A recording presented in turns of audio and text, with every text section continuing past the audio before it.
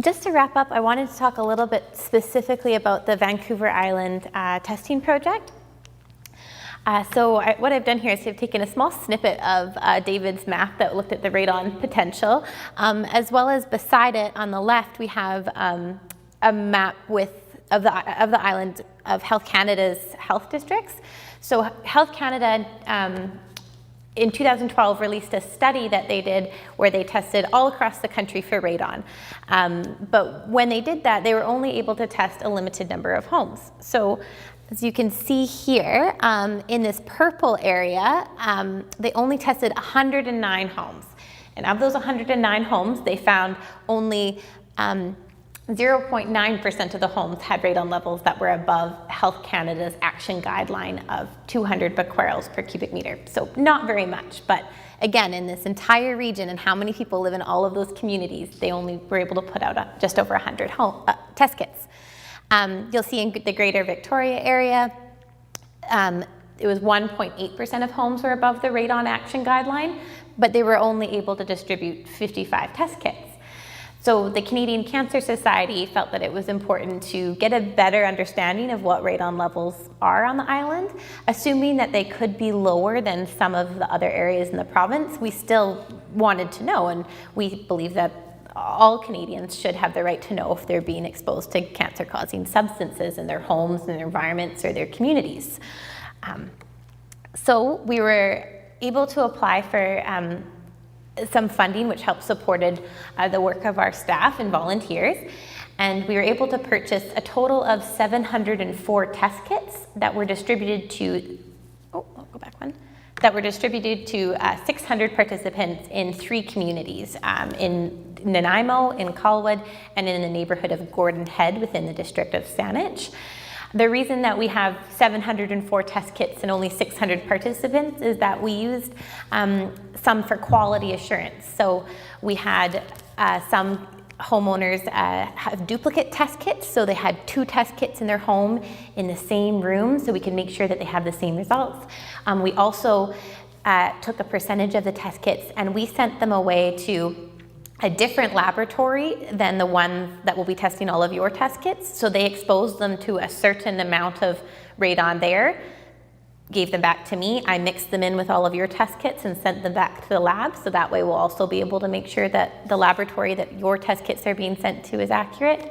And some of those were also blank. So some of the radon test kits we're sending back, we didn't expose to any radon, just to make sure that they didn't kind of pick up any extra, or just again for quality assurance for the lab. So overall, we were really pleased that most of you returned your test kits. We're so thankful. We had a 93% return rate, which we think is really, really good.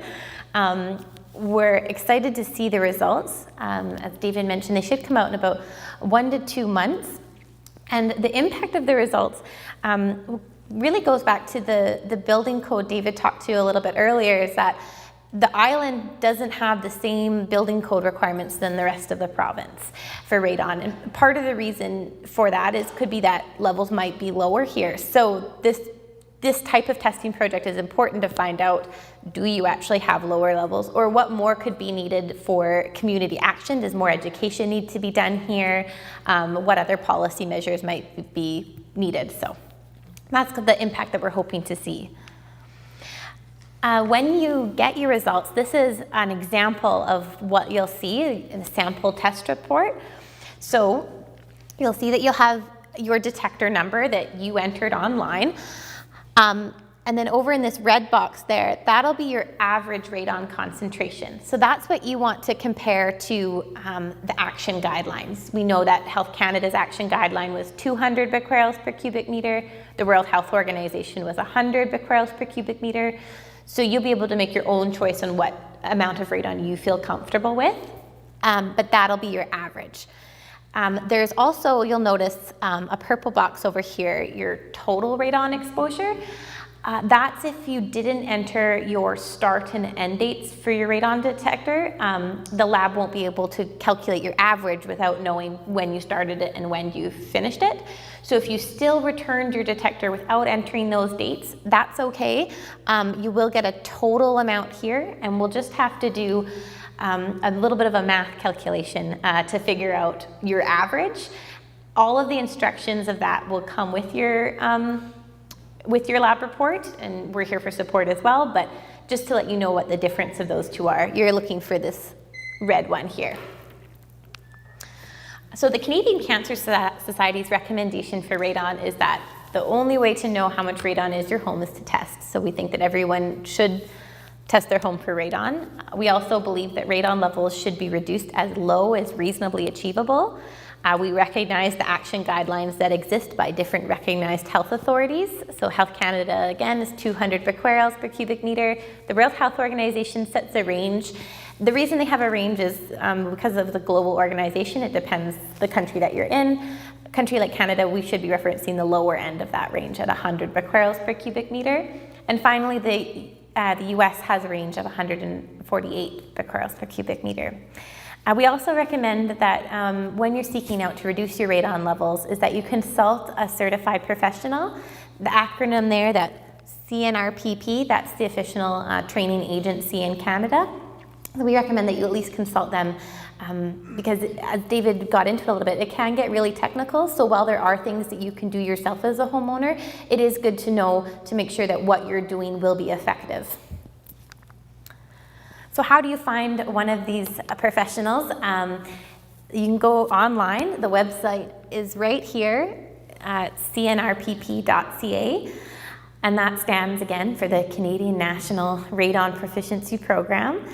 There's more and more professionals getting trained all the time. The Canadian Cancer Society is proud to host BC's first ever in-person training courses. We held two, one in the southern interior of the province and one in Prince George in the last few years.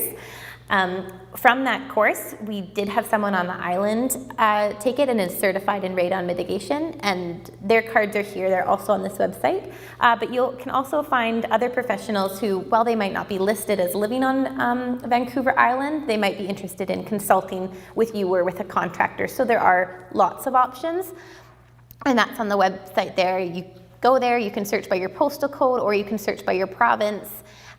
You can search for a measurement or a mitigation professional, and their contact information will come up. Before we get into just the question period, I did want to remind you about, we're doing a little survey today. If you have a chance to fill out the survey sometime before you go, we'd appreciate it, and you can just drop it off at the front. We've got a couple of volunteers here who collect them. All right. And then just for when you're looking for more information on radon, three people you can contact: myself with the Canadian Cancer Society, Britt Svovland, who wasn't able to be here tonight, but runs the BC Lung Association's program Radon Aware.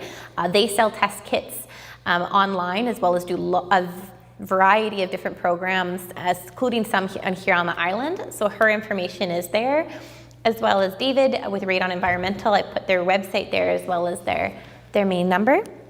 And so now, as we go into the question period, I'll just leave those up for you. These are resources you can go for more information. We have some on our cancer.ca website. There's a plethora of information on Health Canada's website. There's also one called takeactiononradon.ca, and that's a really useful one too. You can also find a professional through that website. You can find where to get test kits on that website.